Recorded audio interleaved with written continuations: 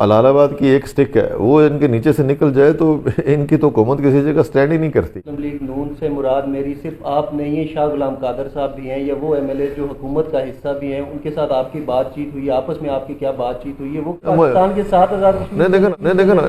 شاہ غلام قادر صاحب کہتے ہیں ممکن نہیں ہے، میری پارٹی کے وہ صدر ہیں تو وہ زیادہ اوین رکھتے ہیں، میں چھوٹا سا ادنا سا کارکن ہوں، مجھے تو نظر آ رہے ہیں۔ ہم نے بھی ان سے پوچھنا ہے کہ وہ چار جو ہیں وزیر ہیں وہ پورے آزاد کشمیر کے سیاسی جماعت جو ہے کارکنان جو ہیں ان کا وزن اٹھا سکتے ہیں نہیں اٹھا سکتے، اس طرح کی زبان کو برداشت نہیں کیا جائے گا۔ ادھر بھی وہ جائیں گے ان کو آپ جو ہے وہ بہت ساری مشکلات کا سامنا کرنا پڑے گا۔ السلام علیکم ناظرین، وقاص کاظمی آپ کی خدمت میں ایک مرتبہ پھر سے حاضر ہوں، اور میرے ساتھ آج مہمان کے طور پر موجود ہیں پاکستان مسلم لیگ نون آزاد کشمیر کے جنرل سیکرٹری چودھری طارق فاروق صاحب۔ ان سے بات کریں گے آزاد کشمیر میں جو موجودہ سیاسی صورتحال ہے اس پر۔ سر بہت شکریہ آپ نے وقت دیا۔ سر سب سے پہلے یہ جاننا چاہوں گا کہ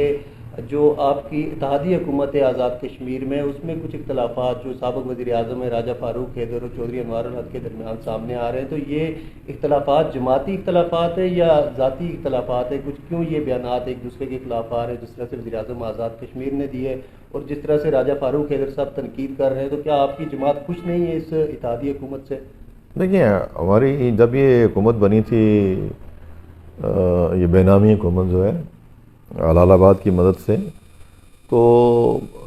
وہ تب سے لے کے ہمارے پارٹی کے اندر اس کے اوپر اختلاف رائے چلا آ رہا ہے۔ فاروق حیدر صاحب تو اس حکومت کو بنانے والوں میں شامل ہیں، شاہ صاحب بھی اور ایم ایل اے صاحبان بھی، اور جو 90% لوگ ہیں وہ خواہش مند نہیں تھے کہ ہمیں حکومت میں شامل ہونا چاہیے، لیکن کسی نہ کسی مجبوری کی وجہ سے یا مسلط کی وجہ سے ایسا کرنا پڑا۔ ابھی راجہ فاروق حیدر صاحب جو بات چیت کر رہے ہیں وہ انہوں نے شاید اس بات کا ادراک کر لیا ہے کہ وہ فیصلہ غلط تھا، اور جب لیڈرشپ یہ بات مان لے، تسلیم کر لے کہ جی وہ بات ان سے غلط ہو گئی ہے، تو اس کا احساس کرنا یا اس کو بیان کرنا یہ کوئی کمزوری کی نشانی نہیں ہے، یہ ایک وزڈم کی نشانی ہے کہ آدمی جلدی اصلاح کی طرف جو ہے وہ آ جائے۔ اور رائے صاحب نے جو کچھ کہا ہے اس کو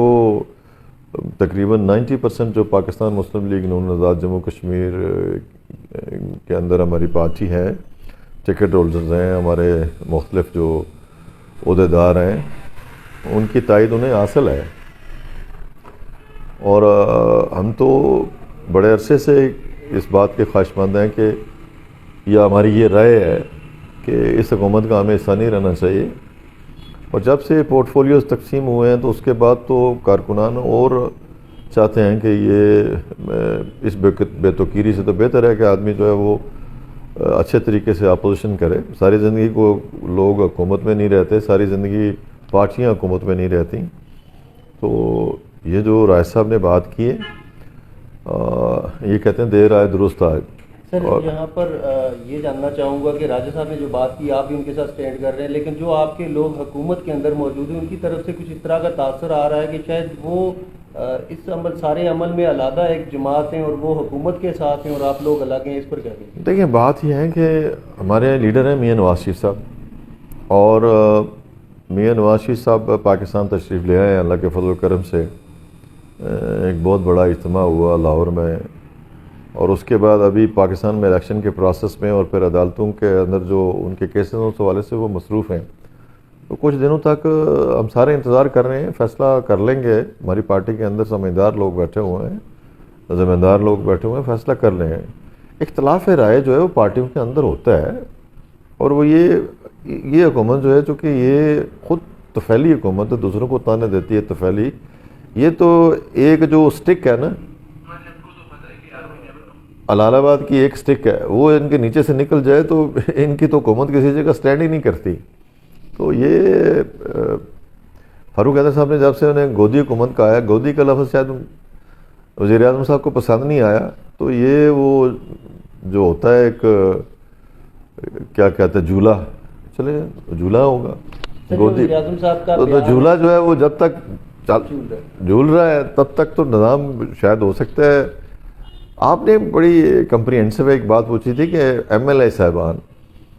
تو حکومت کے وسائل ایسے ہوتے ہیں جس سے ایم ایل ایز کیا، بیوروکریٹ کیا اور باقی ادارے کیا، یہ سارے کے سارے جو ہے نا وہ عوام کے ایکسچکر کے اوپر گزارا کرنا پسند کرتے ہیں. تو آپ اس کو مسلم لیگ نون کی حکومت سمجھتے ہیں، یا جس طرح فارورڈ بلاک ایک آیا ہے، نہیں، جس طرح وزیر اعظم یہ کہہ چکے ہیں کہ یہ ممبران کی حکومت ہے؟ نہیں، یہ تو اس نے بڑا احسان کیا ہے اور بڑی وزڈم کا مظاہرہ کیا ہے پرائم منسٹر نے. میں تو اسے داد دیتا ہوں کہ اس نے خود کہا ہے کہ یہ ایم ایل ایز کی حکومت ہے، یہ پولیٹیکل پارٹیز کی حکومت نہیں. تو جب پولیٹیکل پارٹیز کی حکومت نہیں تو اس کا مطلب مسلم لیگ نون اس میں شامل نہیں ہے، پیپلز پارٹی اس میں شامل نہیں ہے. ہاں، مسلم لیگ نون کے جو ایم ایل ایز ہیں، جس میں شاہ غلام قادر صاحب بھی ہیں، فاروق حیدر صاحب بھی ہیں. شاہ غلام قادر صاحب پارٹی کے صدر ہیں، اسی طرح پیپلز پارٹی کے صدر بھی ہیں اور وہ ایم ایل اے بھی ہیں چودھری یاسین صاحب. تو یہ سارے کے سارے کم از کم وہ لوگ جو شامل ہیں اس میں جو ایم ایل ایز ہیں. وہ ایم ایل ایز اپنی پارٹیوں کو جواب دیں ہیں یا نہیں ہے جواب دے، یہ آنے والے وقت پہ پتہ چل جائے گا. جس طرح سے وزیر اعظم انوار الحق کا رد عمل آیا ہے، جو ان کی جانب سے بیان آیا ہے، تو اس پر بطور مسلم لیگ نون آپ لوگوں کی کیا ڈیمانڈ ہے؟ مسلم لیگ نون سے مراد میری صرف آپ نہیں ہیں، شاہ غلام قادر صاحب بھی ہیں، یا وہ ایم ایل اے جو حکومت کا حصہ بھی ہیں، ان کے ساتھ آپ کی بات چیت ہوئی، آپس میں آپ کی کیا بات چیت ہوئی ہے، وہ کیا رہا ہے؟ ابھی تک ہماری پارلیمانی پارٹی کی اور مرکزی عہدیداروں کی میٹنگ نہیں ہو سکی بدقسمتی سے. جس دن مل کے بیٹھیں گے اس دن بیٹھ کے کوئی نہ کوئی بات ہماری ہوگی. وہ ہمارے بھائی ہیں، ساتھی ہیں، ممبر اسمبلی منتخب ہو کے آئے ہیں، لیکن ہم نے بھی ان سے پوچھنا ہے کہ وہ چار جو ہیں وزیر ہیں وہ پورے آزاد کشمیر کے سیاسی جماعت جو ہے، کارکنان جو ہیں، ان کا وزن اٹھا سکتے ہیں نہیں اٹھا سکتے. پھر حکومت اچھے کام کرے گی تو ٹھیک بات ہے، لیکن اگر حکومت سے اس وقت تک جو پچھلے جتنے ماہ گزرے ہیں، حکومت کے 7 ماہ گزرے ہیں یا 8 ماہ گزرے ہیں، جتنے بھی گزرے ہیں، اس میں اس کا جتنا اس وزن ہے اس کی خراب کارکردگی کا، وہ یہ اپنے جماعت کے اوپر تھوپنا چاہیں گے یا اپنے ووٹروں کے اوپر تھوپنا چاہیں گے؟ کون اٹھائے گا یہ وزن؟ تو میرا خیال ہے کہ نون لیگ جو ہے، پاکستان مسلم لیگ نون آزاد کشمیر، اس حکومت کی کارکردگی کا وزن نہیں اٹھا سکتی. ایم ایل ایز اگر شوق سے اٹھانا چاہتے ہیں اپنی کسی خاص وجہ سے، اپنی کسی مجبوری کی وجہ سے، اپنی کسی مسلط کی وجہ سے، تو یہ ان کا حق ہے. لیکن یہ ہے کہ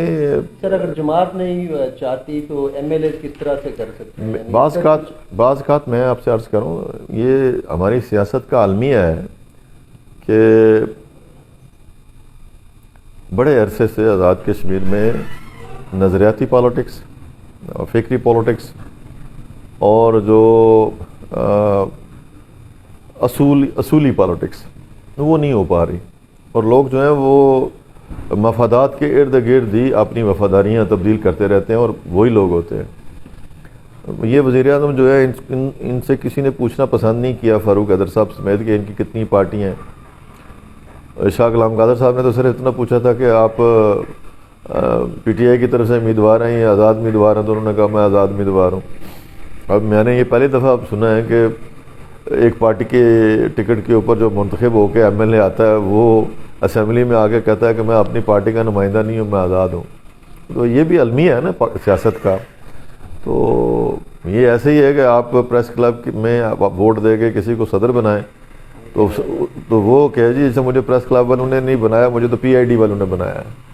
آخری چیز ایک یہ جاننا چاہوں گا کہ بطور مسلم لیگ نون اور پیپلز پارٹی بھی چونکہ آپ کی اتحادی جماعت ہے، ماضی میں بھی ہم نے دیکھا ہے کئی جگہوں پہ اتحاد رہا آپ کا، تو اب اس حکومت میں آپ کی پیپلز پارٹی کی کیا سوچ ہے اور آپ کی کیا سوچ ہے؟ آپس میں آپ کی کیا گفتگو ہو رہی ہے جماعتی سطح پر؟ اور دوسرا، اس جو حکومت ہے اس کا مستقبل آپ کو کیا دکھائی دے رہا ہے؟ آپ کے مسلم لیگ نون کے جو عہدیداران ہیں یا جو ایم ایل ایز ہیں وہ اس حکومت سے ہٹ سکتے ہیں یا پیپلز پارٹی بھی ہٹ سکتی ہے؟ یہ حکومت کنٹینیو کرے گی؟ نہیں نا، پیپلز پارٹی والے تو خود بتا سکتے ہیں، ان کی ایک انڈیپینڈنٹ پارٹی ہے. سر بطور جماعت آپ کی آپس میں کوئی نیگوسیشن؟ ہماری ملاقاتیں ہوتی رہتی ہیں، اٹھتے بیٹھتے رہتے ہیں، لیکن ان کی اپنی سوچ اور فکر ہے، ہماری اپنی سوچ اور فکر ہے. آزاد کشمیر میں رواداری کا پہلے بہت ماحول رہا ہے، ابھی تلخی ہے بہت زیادہ، اور اس کے اثرات جو ہیں یہ سوشل فیبرک کے خراب ہونے کے وہ ہر جگہ پہ ہیں، ہر سطح پہ ہیں، اور اس کا کچھ جو اثر ہے وہ آپ لوگوں پہ بھی پڑ رہا ہے، جو پریس کے لوگ ہیں ان کے اوپر بھی پڑ رہا ہے، آپ کو اندازہ ہوگا.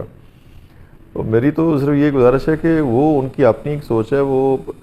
اس سوچ کے مطابق چلیں. پاکستان میں الیکشن ہونے ہیں، انہوں نے الگ لڑنے ہیں، ہم نے الگ لڑنے ہیں. آزاد کشمیر میں جب بھی الیکشن ہونے ہیں وہ پاکستان کے ساتھ ہو جائیں یا پاکستان کے فوری بعد ہو جائیں، انہیں ضرور ہے، مجھے تو اتنا پتہ ہے. جس کو نہیں نظر آ رہا نہ آپ کو نظر آ دکھائی دے رہے ہیں سر پاکستان کے 7,000 نہیں دیکھو نا، شاہ غلام قادر صاحب کہتے ہیں ممکن نہیں ہے، میری پارٹی کے وہ صدر ہیں تو وہ زیادہ اوین رکھتے ہیں، میں چھوٹا سا ادنا سا کارکن ہوں، مجھے تو نظر آ رہے ہیں، کیونکہ یہ جو پچھلا 2021 میں الیکشن ہوا تھا یہ تو الہ آباد کی وجہ سے ہوا تھا، کوئی آزاد کشمیر کی وجہ سے نہیں ہوا تھا۔ تو اب ہلال آباد والے بھی آپ کو لگتا ہے چاہتے ہیں کہ الیکشن ایک ساتھ ہو جائیں؟ مجھے نہیں علم اس بات کا کہ وہ چاہیں گے یا نہیں چاہیں گے، لیکن یہ جو حکومت ہے یہ اپنے بوجھ تلے خود دبے گی، اور وہ اس میں پاکستان کے الیکشن سے پہلے بھی دب سکتی ہے اور پاکستان کے الیکشن کے فوری بعد بھی دب سکتی ہے۔ البتہ یہ ہے کہ اس کا جنازہ پڑھنے والا کوئی نہیں ہوگا۔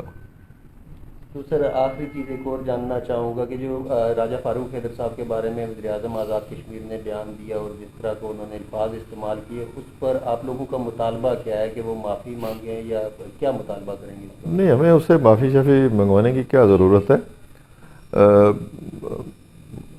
ان کی نہ کوئی پارٹی ہے نہ کہ ان کا کوئی پس منظر ہے، وہ ایک حادثے کی پیداوار ہیں، اور اگر آپ نے انتخابی مہم میں ان کی تقاریر سنی ہے میرے خلاف اور بیرسٹر سلطان محمد چودھری صاحب کے خلاف، تو یا پھر بلدیاتی الیکشن کے دوران اگر آپ نے سنی ہے، وہ میڈیا نے ان کا بت بنایا تھا کہ جی وہ بڑے پارسا ہیں، بڑے نیک ہیں، بڑے امانتدار ہیں، پرہیزگار ہیں، بڑے درویش ہیں،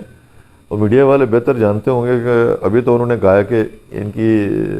امیج بلڈنگ کریں، ان کا امیج بڑا خراب ہو گیا، کچھ لوگوں کو کہا گیا بلا بلا کے۔